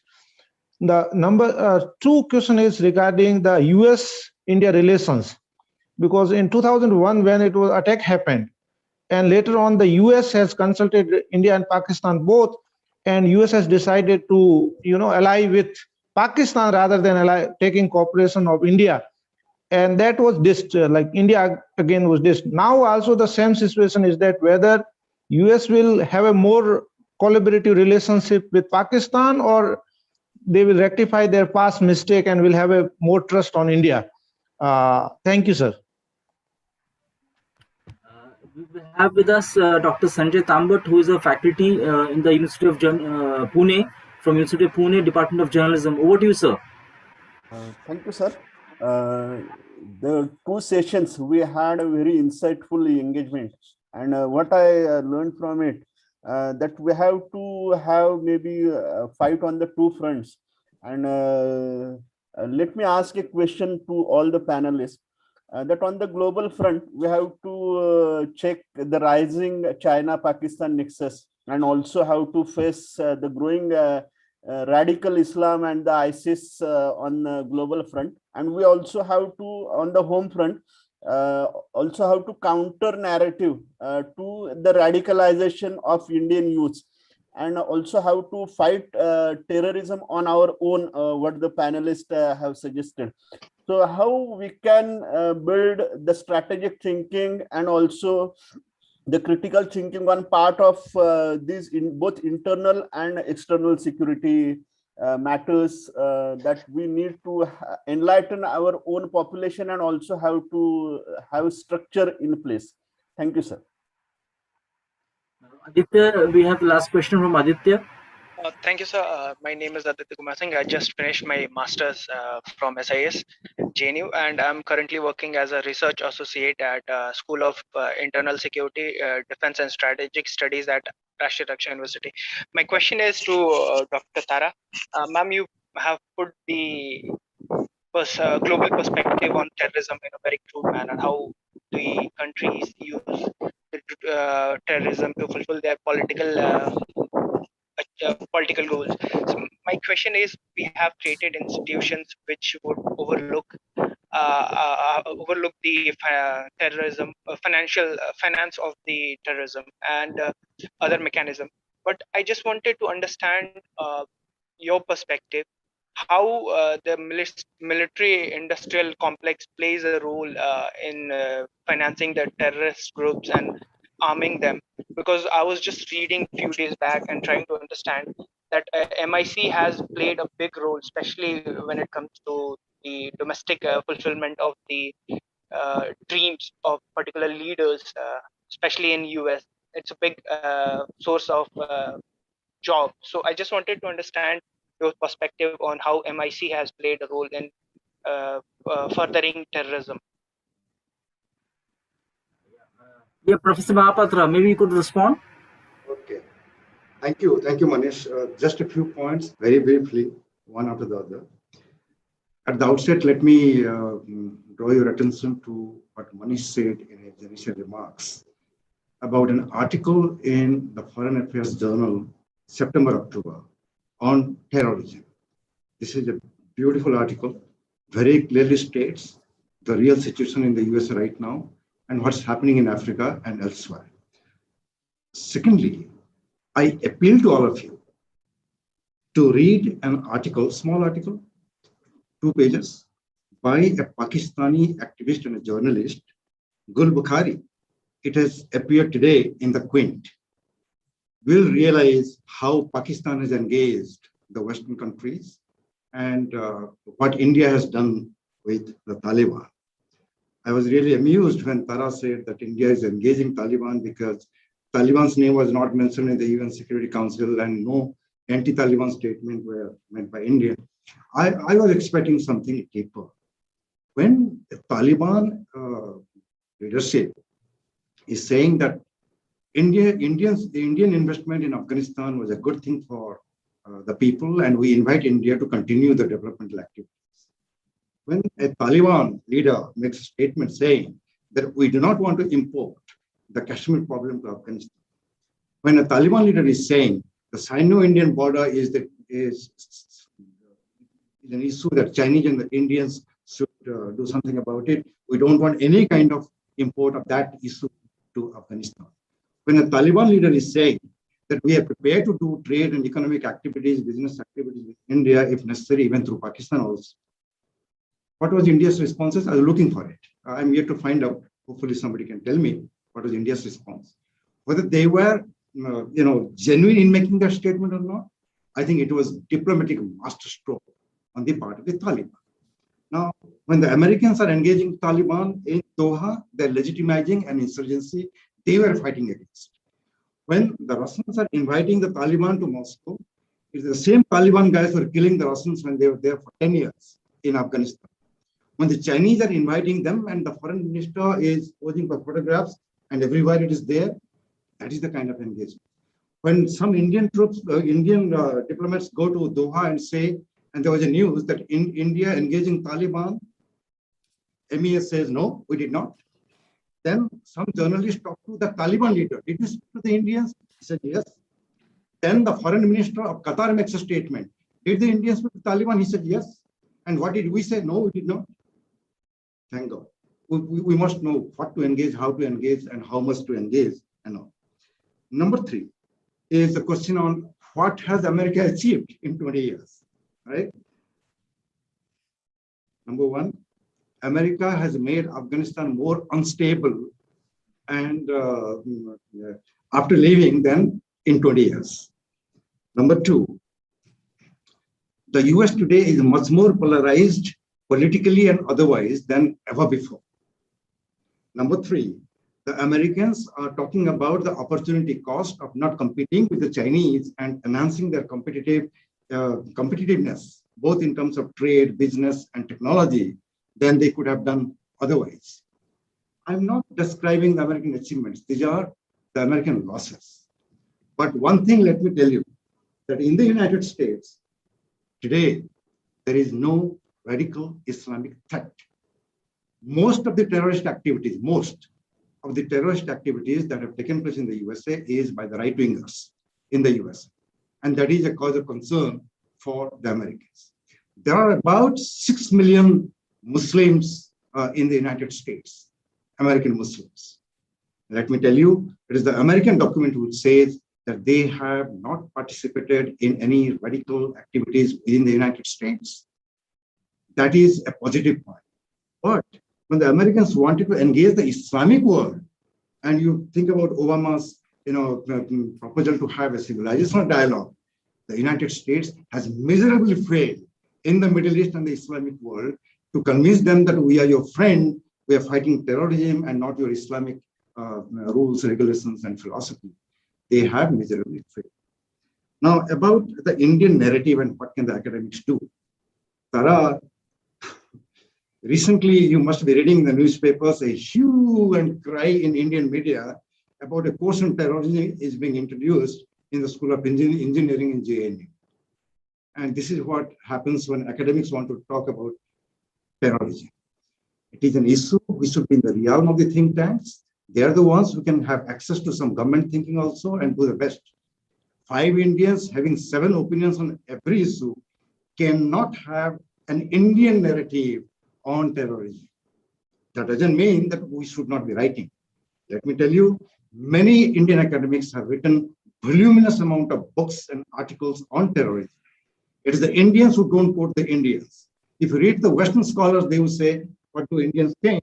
They compile all the Indian views on terrorism and on other issues. This is an alert for all of us that we must read what our colleagues write. Then only we can evolve whatever narrative that should come out from India. Thank you, Manish. Okay, I did not. Can I go on now? Yeah. Yes, Dr. Kartha. Okay, I did not expect such a heated response from Chintamani, but there it is. Nice to see you, by the way. Chintamani, I'm not sure if you're in Seaport, but you of all people, having been more or less from the same background as me, should know the nuances of engagement. We were kept out of Afghanistan. These people told us, you stay away, we'll do it everything. We stayed out. Now, why should we go and interfere unnecessarily? We will do what is necessary for our interests. And the reason that the Russian, this guy Patrushev is here should tell you something about what is going on, right? This regional amity is not going to last long. You know, the whole Russia, China, and Iran and Pakistan is going to have its own sense of problems. So I'll just stop there. We don't need to go and take photographs with Taliban, and we're not going to do that anytime soon. That's why I'm going to go very quickly. In terms of academics, I will be one with you, Chintamani. I do agree that the state is the most, discouraging of persons in trying to engage in academia. You know, you do something, there'll be guys saying, why are you doing this? I agree with you there. But however, for those, I think someone else asked me this question, for those of you who want to go, that was you. You want to go to Kashmir, please contact the army. They are begging anyone, please come. You don't have to listen to us. You go and talk to anybody you want. And you know where we fail, and this we tried in the National Security Council when I was there, is to dominate with data. You know, if you want to get hold of the narrative in New York Times, give them a graph, give them data on who. We don't have this, and I'm not blaming just academics, the Indian state also. But when I say narrative, and I don't know which, I couldn't hear which JNU was trying to create something and the media is against it. You're right, there are 4 people, there will be 10 opinions. But nonetheless, I spent about 6 to 7 months in Washington. I couldn't find anybody. I wanted to get an Indian to talk in the Senate. I didn't know whom to talk to. There is no one. You know, who will come up and say, oh, you know, this person has done solid work on Kashmir. And why? Because the state has not done that. The state should say, okay, here is the funds. Go ahead and start your research. Criticize.